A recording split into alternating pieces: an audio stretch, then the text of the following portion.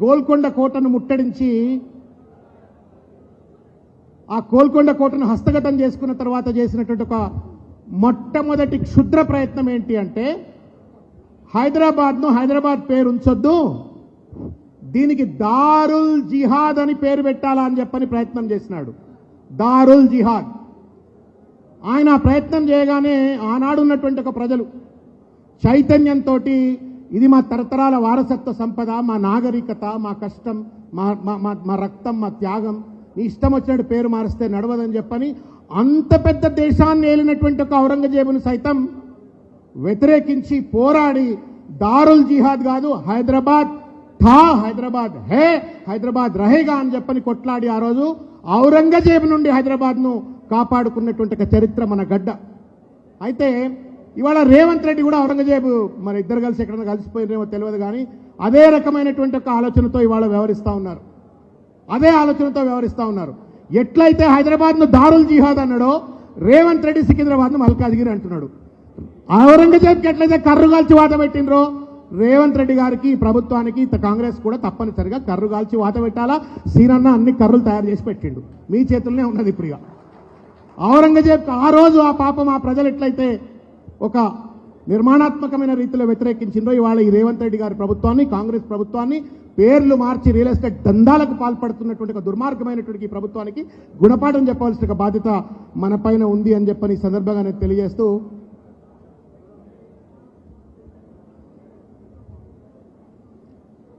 నేను ఇంతకుముందు అన్నట్టుగా Secunderabad was there, Secunderabad is there, was there, is there and will be there.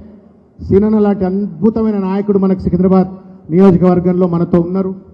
మనందరం కూడా ఒక సుశిక్షితులైనటువంటి సైనికుల లెక్క ఈ ప్రభుత్వం చేస్తున్నటువంటి ఈ సాంస్కృతిక హననం, కల్చరల్ వ్యాండలిజం అంటారు.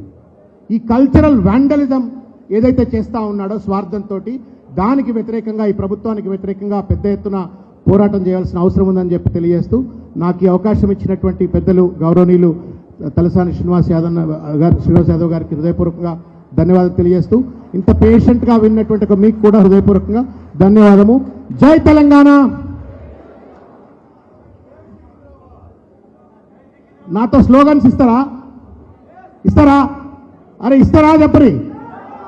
ఔరంగజేబ్కే సాధ్యం కానిది రేవంత్ రెడ్డికి సాధ్యమా? ఔరంగజేబ్కే సాధ్యం కానిది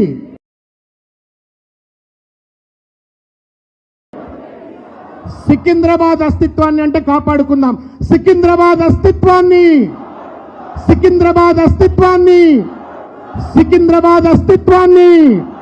సికింద్రాబాద్ చరిత్రను చెడిపివేయటం మానుకోండి. సికింద్రాబాద్ చరిత్రను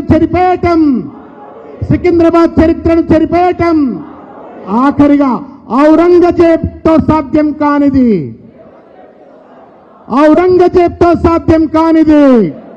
జై తెలంగాణ, జై సికింద్రాబాద్. థ్యాంక్ యూ శ్రావణన్న. మీ యొక్క సుదీర్ఘమైనటువంటి యొక్క సికింద్రాబాద్ ప్రత్యేకతను రూపొందించినందుకు మీకు ధన్యవాదాలు తెలియజేస్తూ, దయచేసి కొద్దిగా అందరూ సైలెన్స్ ప్లీజ్. ఈనాటి